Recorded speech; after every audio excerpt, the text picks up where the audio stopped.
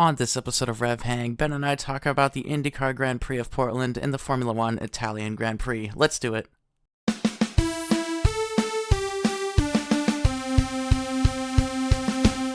Hello everybody and welcome back to RevHang. I am Nathan, and alongside me across the airwaves is my good friend and co-host, as always, Ben Bagley. How you doing, Ben? Pretty good. I had a great weekend in Portland. I don't go to Portland often, but when I do, it's for racing.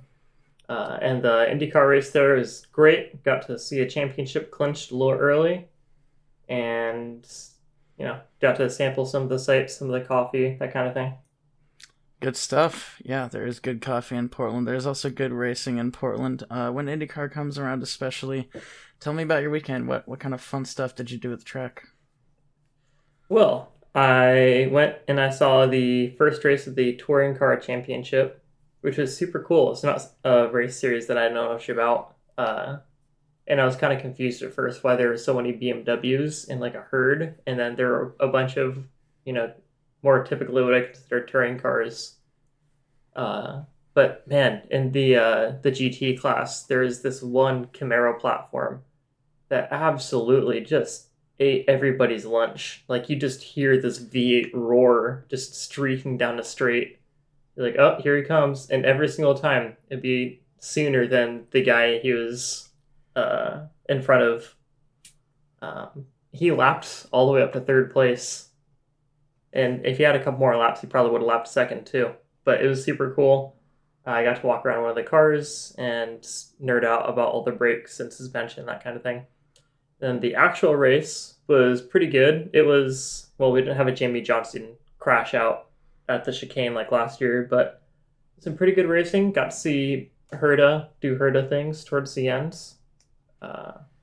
And the first day was pretty hot, but the race day was absolutely a really nice temperature. It was, yes. The Sunday was very nice here in the Pacific Northwest. We actually got some rain in a lot of parts of it, which we desperately needed to put out the wildfires that have been going on over the last month or so. So it was pretty good Sunday. I'm really jealous you got to go to the race. It sounded like it was a blast. So speaking of which, that race, we'll talk about the Grand Prix of Portland now for IndyCar. Let's go over the top 10 in qualifying. It was Graham Rahal on pole for the second time this year, followed by Scott McLaughlin and Colton Herta. Fourth and fifth were Scott Dixon and Alex Palou. 6 through 10 was Pato O'Ward, Will Power, Callum Ilott, Alex Rossi, and Marcus Ericsson. Moving into what's that? Oh, I was going to say there's a single older guy and his wife. They both had Rahal jerseys on. They're the only Graham Rahal fans that I saw decked out in gear all weekend. And we were sitting right next to him, and man, they were so excited. That guy was absolutely punching the air when Rahal went around for qualifying and set that fastest lap. I bet. Rahal fans are few and far between, I'm sure. Yeah. So they have been very happy this year, I would assume. I'd imagine they'd be happier if they got a race win. But 2 pole positions is nothing to sniff at. Yeah. That's pretty cool. I'm happy for him. He's kind of showing that he's still got it. He still deserves to be on the track. He had an up and down year, ended up missing out and qualifying on bump day for the Indy 500, but then just squeaked in because he ended up substituting for another driver who had an injury, so he still got to race. But then he finished the year off with 2 pole positions, which is not too shabby. Yeah. So let's go into the race. Rahal kept the lead at the start.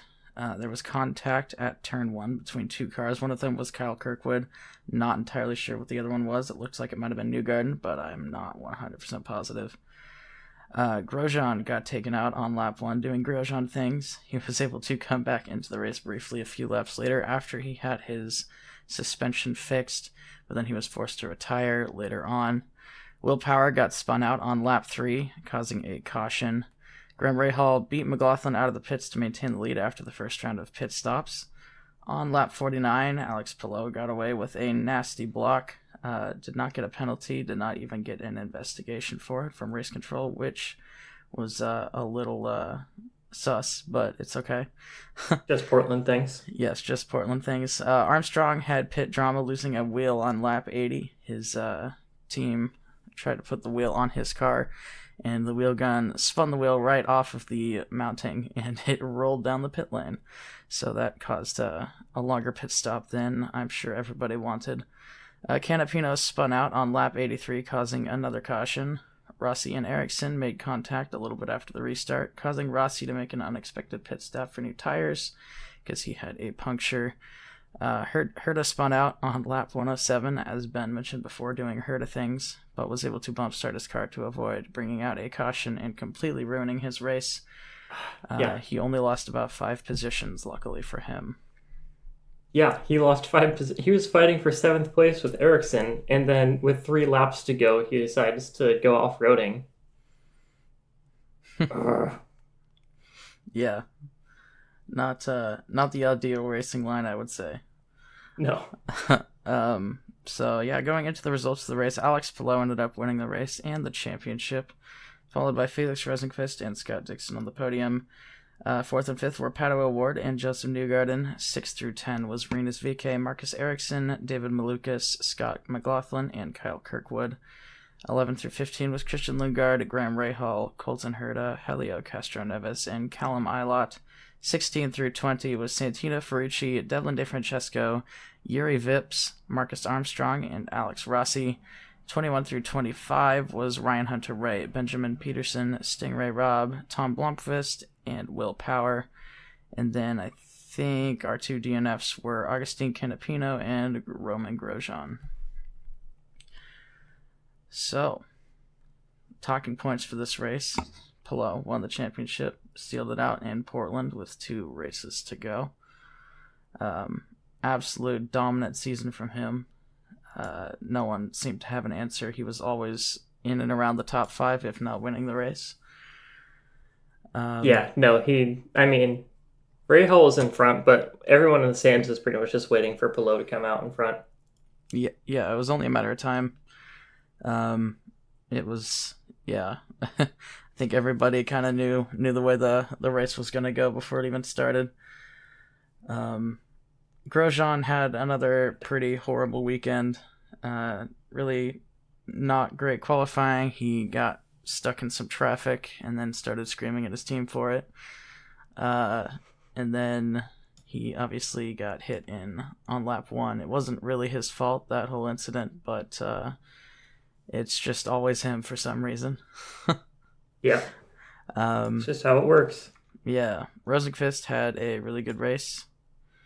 He had a really, really tough strategy fuel-wise that he had to pull off, and then the way cautions and pit stops worked out. It was just not an easy race, so it was very impressive to see him come P2. And then Kyle Kirkwood also had a very impressive race after getting sent to the back at the first lap, making his way all the way back up to P10. I would say Kyle Kirkwood is probably my surprise driver of the season. He's been he kind of snuck up out of nowhere for me.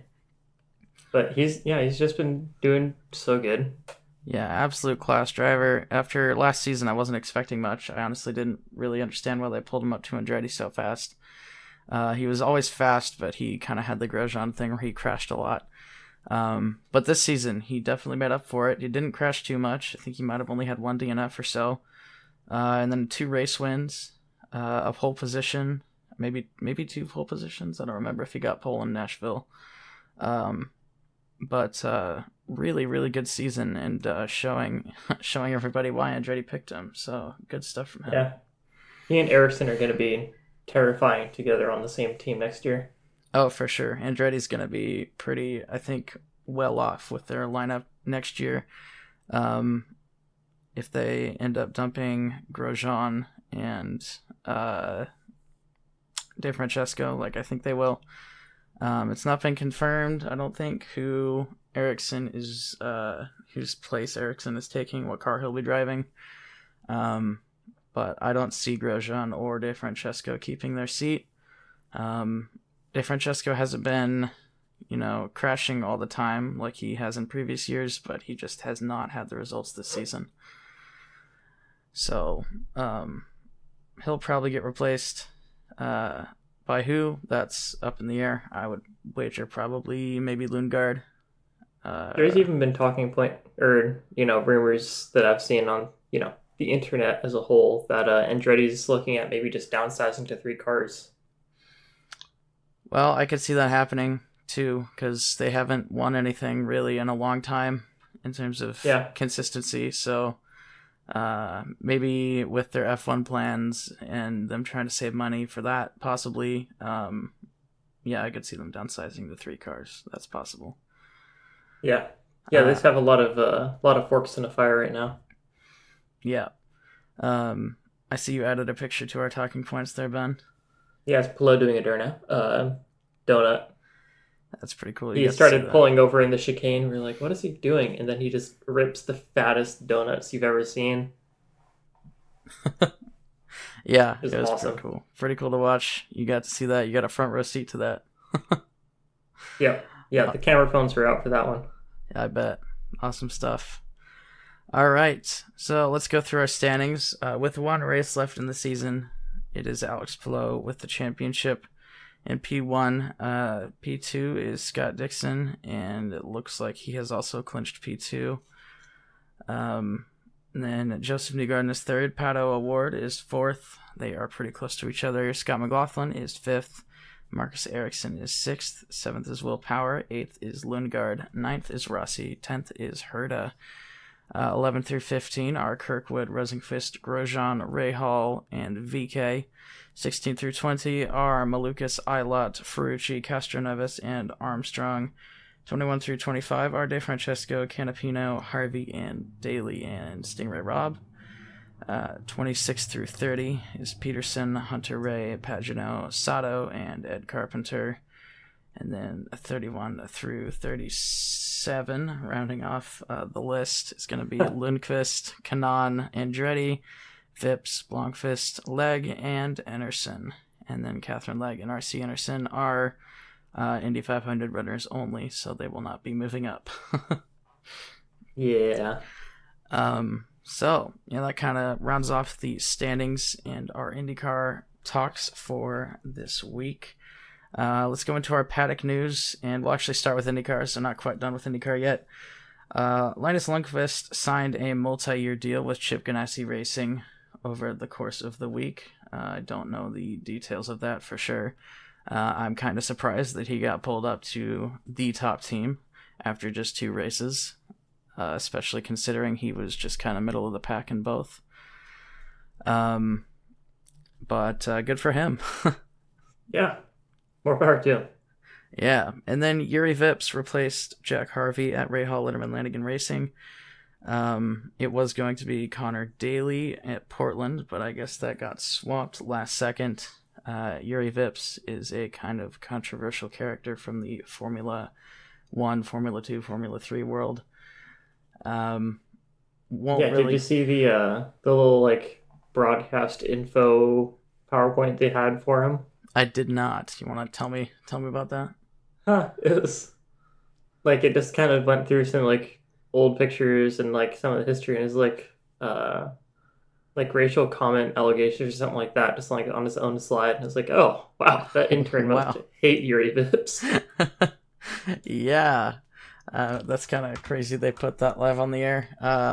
Won't go too far into it, but yes, he was live streaming during the pandemic or post-pandemic, him playing probably the Formula 1 game, and he dropped a racial slur that got him in a whole world of trouble, and he basically got dropped from the entire Formula world because of it.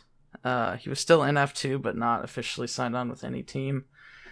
I'm not sure what he did this last year. I don't think he was in F2 again. But he did get a racing seat at Rahal Letterman Lanigan, so I guess this is his comeback story. Apparently, he did a whole I don't know what you call it, but a whole seminar, basically don't do what you did again thing. Took classes for it. He was obviously very sorry. He released an apology video right after the whole thing, apologizing for it. and he has faced his repercussions. Yeah, he got a race seat for this year. Hopefully he can kind of redeem himself a little bit. And I'm sure he will not be repeating that mistake. I just posted the link for you if you want to see it. Okay, gotcha. Let me take a look at this real quick. It's pretty funny. Rahal Letterman Lanigan. 3-time F3 winner. Next slide. F1 reserve driver for Red Bull Racing. And coming up next. Fired by Red Bull for using racial slur. Oh, wow. Yeah, isn't it just like the lowest effort PowerPoint you've ever seen? Yeah, they did not hold back on that one. That's way to couldn't believe it. Usher him into the sport just as a bad guy instantly. Anyone who didn't know, like, he's not going in with no one knowing what happened. He's wow. Okay. Well, again, I don't think he will be repeating that mistake again. So we'll see how he does on track next season. But yeah, moving on. Anyways, I just thought that was funny. Yeah, it is really, really funny. In the big bold letters. All right, Formula One Italian Grand Prix at Monza. Classic track, classic race. Everybody enjoys this one. It's a very simple racetrack, but it lends itself to some very interesting racing because of how different it is. So many long straights, you get some mixed up results sometimes. So, going through the top 10 in qualifying, on pole position was Carlos Sainz in the Ferrari, followed by Max Verstappen and Charles Leclerc. 4th and 5th were Russell and Perez. 6 through 10 was Albon, Piastri, Hamilton, Norris, and Alonso. Moving into the race, Tsunoda had an engine failure on his way to the grid on the formation lap that caused an abandoned start. They went around again. It was not cleaned up, so they had to red flag the race. So we had a delay of about 20 minutes to actually start the race. When the race finally did get underway, Sainz stayed ahead of Verstappen at the start. Albon passed Piastri for P6 on lap 2. Verstappen made several attempts to pass Sainz at the beginning of the race, but Sainz defended for quite a while. Verstappen was finally able to get past Sainz on lap 15 into the second chicane after Sainz locked up into the first chicane. Perez passed Russell for P4 on lap 16. Piastri and Norris made contact on lap 25 as Norris passed his teammate for P7. Perez passed Leclerc on lap 32. Hamilton and Piastri made contact on lap 41 going into the second chicane, causing them both to miss the corner. Piastri had to retire because of it, and Hamilton got a 5-second penalty. Hamilton then passed Norris on lap 45 for P7. Perez passed Sainz for P2 on lap 46. Leclerc and Sainz then had a titanic battle for P2 every lap for the remainder of the race. And then Hamilton passed Albon for P6 on lap 47 and was able to get 5 seconds away from him before the end of the race. So, going through the results, the winner by, well, it was only 6 seconds, but it felt like a lot longer, was Max Verstappen, followed by Sergio Perez. Third place was Carlos Sainz. 4th was Leclerc. 5th was Russell. 6 through 10 was Hamilton, Albon, Norris, Alonso, and Bottas. Bottas picking up a point for the team. I didn't realize that. 11 through 15 was Lawson, Piastri, Sargent, Zhou, and Gasly. 16 through 18, rounding off the finishers, were Stroll, Hülkenberg, and Magnussen. Our 2 retirements were Esteban Ocon and Yuki Tsunoda. I'm not really sure what happened to Ocon. I never really saw. He kind of just disappeared. Yeah, he just kind of pitted and then never came back out. Yeah, and then Yuki Tsunoda technically wasn't even a DNF. It was a DNS. He did not start the race as his engine blew up on the way to the grid. So, unfortunate for him. As he qualified 11th, so he was in a good spot. All right, talking points. Verstappen breaks the win streak record. He has now won 10 races in a row. surpassing Sebastian Vettel at 9. Very impressive stuff. Even just with the skill gap that seems to be there, and the car being an absolute rocket ship, for absolutely nothing to go wrong for 10 races is kind of insane.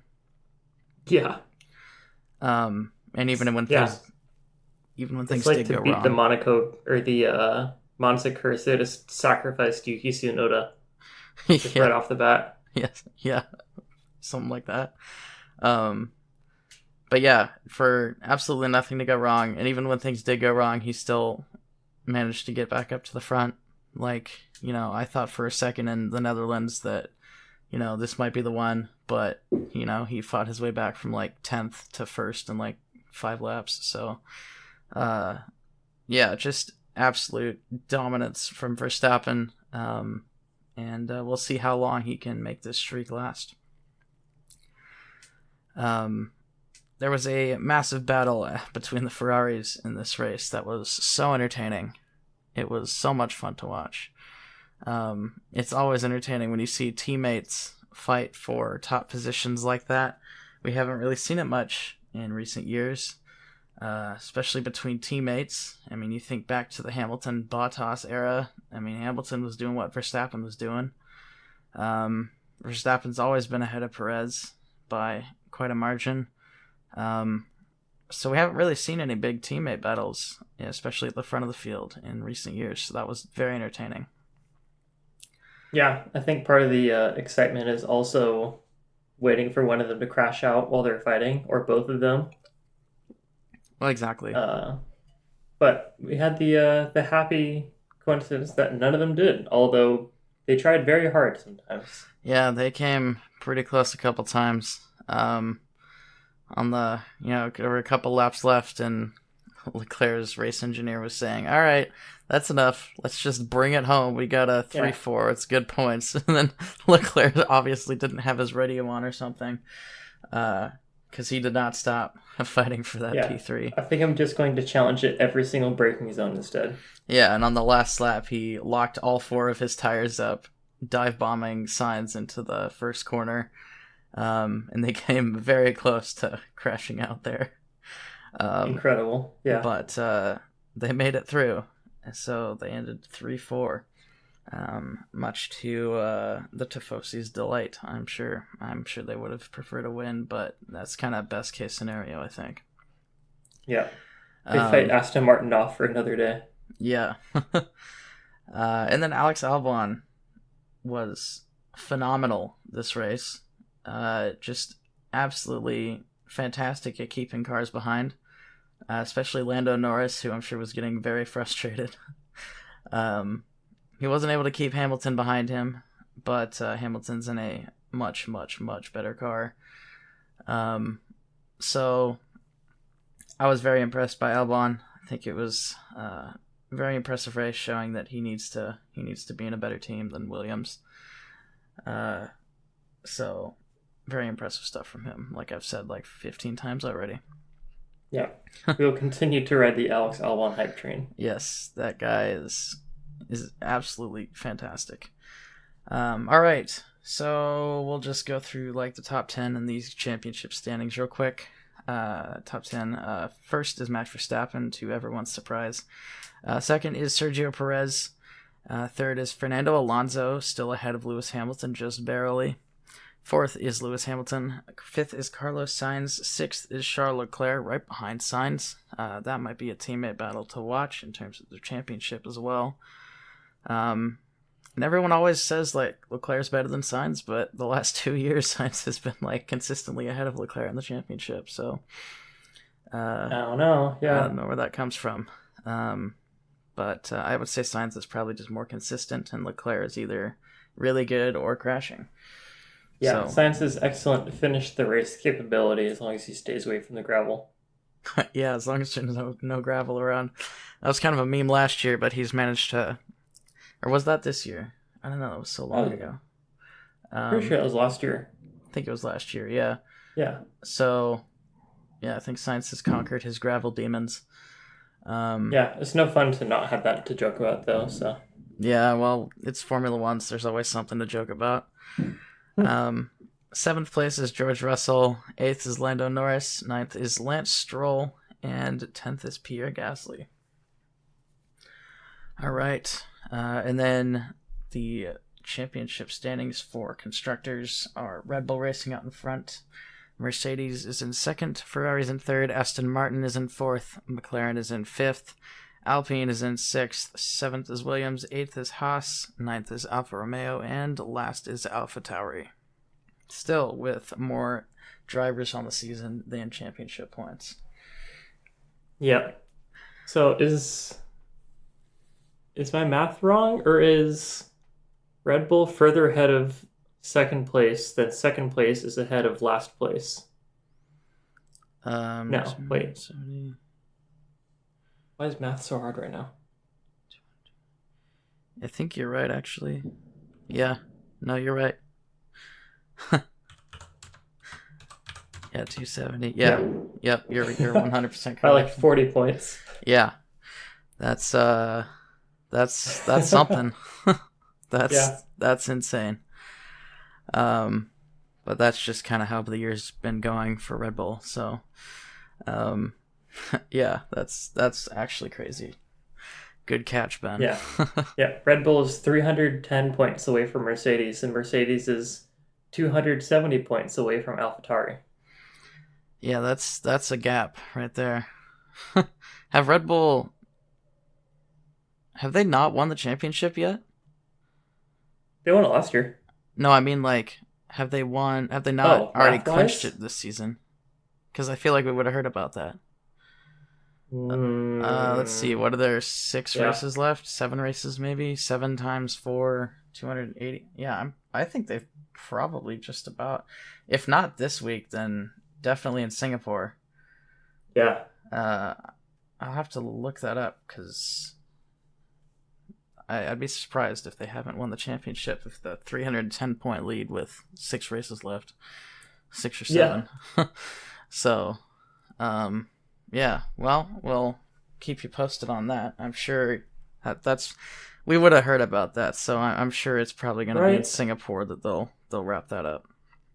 Yeah, they would have had some kind of celebration. Yeah, for sure. All right. So, yeah, the U.S. will just be essentially a big victory lap for Red Bull, apparently. Yeah, well, we've got Japan and Qatar first, before the U.S. That's a good point. I keep forgetting about Qatar. Yeah, no, it's kind of just in there, like, and it makes no sense where it is on the calendar. Yeah, you fly from Japan to Qatar, and then you fly all the way to Texas.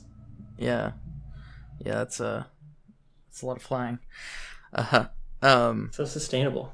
Yeah, so sustainable. Well, next year's calendar is actually a lot better if you look at it. Yeah, it's not perfect, but it's a lot better.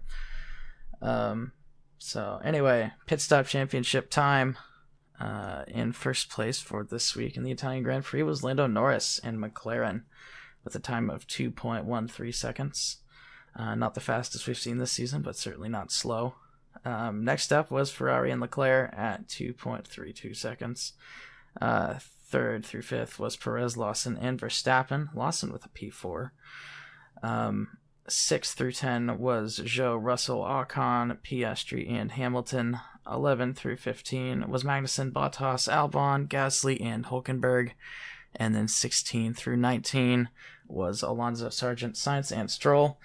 And the reason we have 19 is because Yuki Tsunoda had a permanent pit stop. So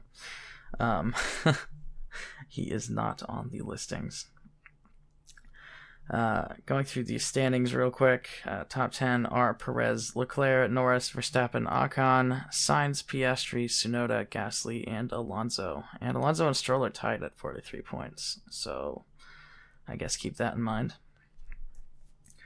And then championship constructors order is Red Bull, Ferrari, McLaren, Alpine, AlphaTauri, Aston Martin, Mercedes, Williams, Alfa Romeo, and Haas. It is surprising to me how far down Mercedes is. I think I've said that a couple times already this season. But Mercedes is on the slower end of the field in terms of pit stops, which seems kind of wrong, but that's the way it is. All right. moving into the overtake of the week. This does not come from IndyCar or F1 or any series you can watch online. Actually, you can watch it online, but I don't have the link for that handy for the live streams. But this is from the Coors Light Silver Bullet i5 Late Model Series Championship finale at Willamette Speedway here in Oregon. This is the dirt track races that I went to this weekend. I might end up posting a video of that on the RevHang Instagram page, which you can follow at RevHang Media. I give this one to Bryson James for his overtake of 3 cars in one corner. And on a 3rd-mile dirt track, that is something special. It was 4 wide going into turn 4. Bryson James, the championship leader, keep in mind, was lapping 3 cars who were on the inside of him. The 3 cars were jostling each other while they were going into the corner, and he just sailed around the outside, and it was spectacular. So, I know none of you got to see it, but I did, and it was by far the most impressive overtake I have seen this week. So that is my overtake of the week. There's your public service announcement for this week is go watch dirt track racing. Yes, absolutely. You can find a lot of them on YouTube. You can find some races. You might think, oh, it's an oval like NASCAR, but it's not NASCAR. It is very, very different. I guarantee you, if you and 20 of your friends tuned up a whole bunch of riding lawnmowers and ripped around a dirt track, you'd have just as much fun. Oh, absolutely. Yeah, dirt track racing is a ton of fun to watch. I go probably 3, 4, 5 times a year to Willamette Speedway. They have races every week during the summer, and it's just so much fun to watch. You get there, you sit in the stands on the bleachers, everybody's uncomfortable, but you smell the gas, oil, and tires in the air. You hear these just absolutely deafening straight-piped V8s racing by you, especially with the late models. It's a lot of fun. So if you do have a dirt track around you, go support your local racing scene. Go have some fun. I guarantee you can buy some beer there. So there you go. Have a great night. If you got nothing to do on a Friday, Saturday night, check out your local dirt track. They are all over the place. So there's probably one within just a couple hours of you at most. All right, going into our predictions. Last week, or this week, however you want to look at it, last week by the time this gets released, most likely, the Portland race in IndyCar, pole position went to Graham Rahal. What did you say, Ben? I had Power taking it. I had Palou, and we were both wrong. All right. Yep. Podium was Palou, Rosenqvist, and Dixon. What was your podium, Ben? So we both knew Palou would take it. After that, I had Newgarden and Power, and Newgarden did okay. Power did not. Yeah, Power kind of crashed himself out pretty early on, so unfortunate for him. I had Palou, O'Ward, and Lundgaard. O'Ward did pretty well. Lundgaard did... How did he do? I don't think he did super well, but I don't think he did horrible. Where did he finish? Lundgaard finished 11th, so yeah, not horrible, but not top 3 like I was thinking. All right, winning number of pit stops was 3. What did you have, Ben? It was indeed 3. You did get it correct at 3. I said 2 because it's such a short track, but I forgot that it's 110 laps. So, yeah, I was incorrect. And the benefit is, too, the laps are so short. I mean, you're talking a minute, 1 second max most of the time. Yeah, I think qualifying is like 58 seconds or something like that was pole position. Top qualifying time was like 57.8 seconds or something like that. Yeah. You can super easily adjust your pit stop strategy. I mean, granted, a pit stop takes a lot greater percentage of a lap because they're so short, but you can also, you don't have to wait for, 2 minutes for the car to come around the track before you can get another pit stop attempt. So it kind of gives you a little flexibility there. Yep, that is nice. I am proud to say that I finally reached my sub 1 minute time on PIR in the IndyCars on Assetto Corsa. so I'm right there. Nice. That's just Hey, with that's some fast 12 right there. yeah, that's some minor setup tweaks. So I'm sure if I adjusted my setup and put in another 500 laps, that I could probably do it.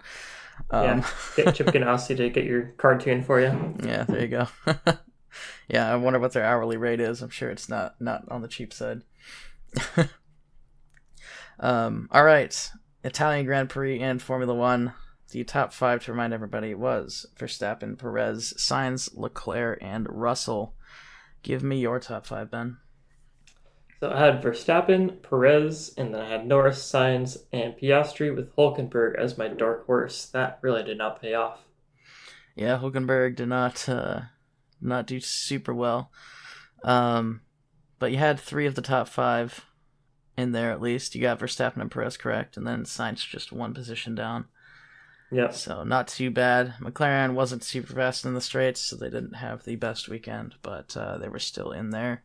And then Piastri, unfortunately, got taken out by Hamilton. So Close encounters of the Hamilton kind. yeah, something like that. All right, my top five was Verstappen and Perez, so we both got those two correct. Third, fourth, and fifth were Norris, Albon, and Piastri, and then my dark horse was Sargent. Albon did do very well, but not quite that well, and then Sargent was nowhere to be found. So missed on that one. He did better too. than Hulkenberg at least. Yeah. All right, fastest lap went to Oscar Piastri. That Which late I did pit not stop. see coming. Yeah, that late pit stop kind of helped him in that regard. But we both had Max Verstappen getting the fastest lap, and he did for the entire race until Piastri took it. So Worth a shot. yep. Driver of the day was Carlos Sainz. What did you say, Ben? I got Sainz. You did. You nailed it. And I had Albon, and I think Albon was second in the running. He was in there, yeah. So, and if he would have won driver of the day, I think he would have fully deserved it as well. So, Yeah. I'll take my self-inflicted compensation there. Yeah. We probably got the top two there, so I'll take it. All right, going into the predictions for this upcoming week at Laguna Seca, which is just 6 days away now at the time of recording. Wow. And the final race of the IndyCar season, which is kind of sad. But yeah, pole position. What do you have on pole at Laguna Seca, Ben? I've got Newgarden on pole. Okay, and I have Lil Power. So hopefully it's one of those two. It could be really anybody though. That's the beauty of it. Yeah. All right, podium. What do you have on your podium, Ben? I've got Dixon, McLaughlin, and Lundgaard this time. I'm trying to mix it up. McLaughlin looked actually pretty good this weekend, so give him another shot. And Dixon actually was doing really well too. Yeah. So I feel like those guys could fight for it, and then Lundgaard's just kind of like my what if wild card. Yeah, I almost had Lundgaard on my podium. When I did this prediction, I changed my podium like 4 times before just deciding what I had was good enough. So I have Palou, Power, and Dixon. Kind of the power 3 there. Dixon's just been so consistently good that I could see him being on the podium. Palou for obvious reasons, and Power because he, I think, won the race last year. So actually, no. He did not win the race last year. He won the championship at Laguna Seca last year, but he didn't win the race. Oh, yeah. So, man, I forgot the Power won the championship last year. That really went under the radar, I feel like. Yeah. And he didn't do nearly as well this year. Where did he finish on the championship? He finished... Well, he's currently 7th, but that could change. But a lot would have to happen for that to change. So, quite the swing there. Yeah, I remember it was him or Newgarden. Yeah, for a lot of last year, and Newgarden I think has done a pretty good job of outperforming him in most places. Yeah. Oh, Alex Palou won at Laguna Seca last year, so that should be noted. Foreshadowing. Yeah, right. But that was the only race that Palou won last year, so there's that. Wow. All right. Winning number of pit stops. Give me your prediction, Ben. I think it's going to be 4. I think it's going to be hot. I think there's going to be a lot of tire degradation. And I think, especially with the championship already clinched, who knows? Maybe he will mess around, different strategies, try to take some risks. Yeah, I can see it. I said 3, a little bit more on the conservative side, but well, I don't even know that for sure. We have no idea how pit stops work in IndyCar still. So We're bad at this. yeah, we're very bad at this.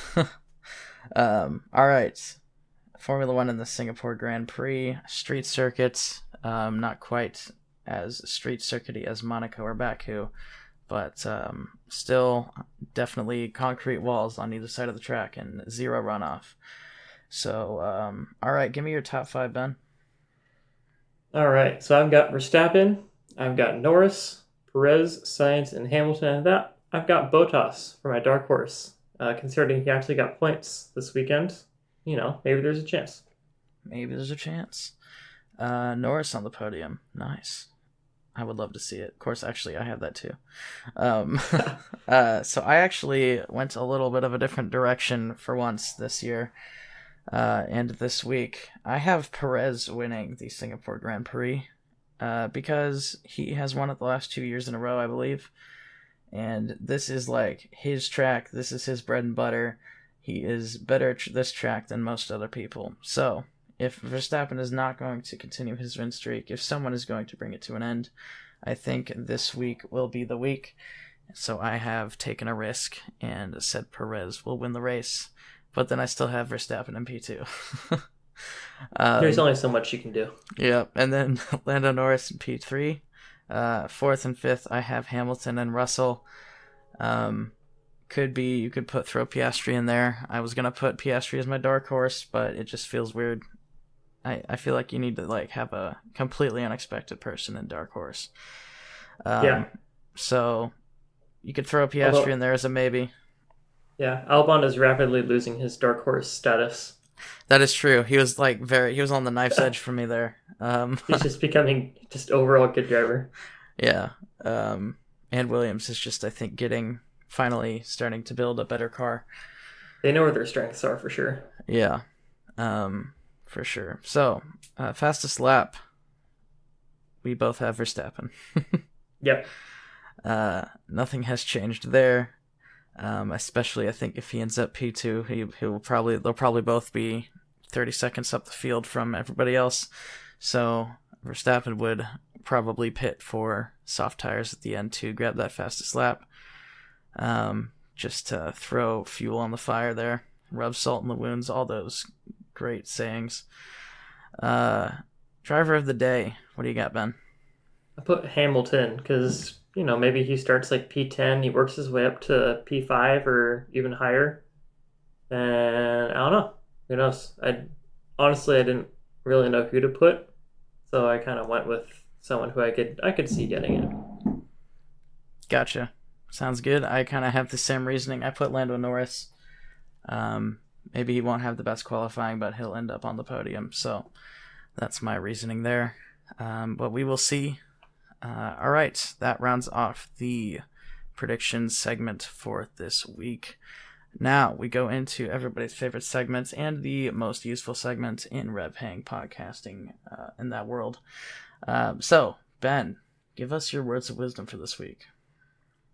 Yeah, so this is super niche, but I found that something that really helps me at least get started in the morning is having one part of your routine that takes not a lot of time, but it takes actual thought and a lot of precision to think about. For me, I like using an AeroPress to make coffee. So for me, it's grinding out the coffee, getting the AeroPress all set up, soaking it in the hot water, getting the water boiled, and then getting it on the scale, putting in exactly 15 grams of coffee, putting in 250 grams of water, letting it sit for exactly the right amount of time. All that kind of helps the brain get going, gets me ready for the day. So something to be really deliberate about, I guess, in your morning routine is sometimes at least helped me be a little more productive throughout the day.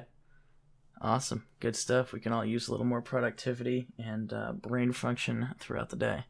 It's not fun being sluggish. So Appreciate it, Ben, and I appreciate you, the listener, for listening to this episode of RevHang. If you enjoyed it, leave a like or rating on the platform you listened on. It really helps us out. If you want to see updated standings for IndyCar and F1, or a calendar of upcoming racing from all sorts of different series, check out our website, revhang.com. If you have a question about racing or about us, hit us up on Twitter, or X as it is called now, using hashtag RevHangPodcast, and we may feature your question on the next show. You can follow Ben on Instagram at BenjiMeetsWorld and myself at 2n_squared, and you can follow the Instagram page for the podcast at RevHang Media. We'll be back in 2 weeks to talk about the IndyCar Grand Prix of Laguna Seca, the final round of the IndyCar Championship, and the Formula One Singapore Grand Prix. But until then, I have been Nathan. And Ben. Thanks for hanging out, guys. See you guys.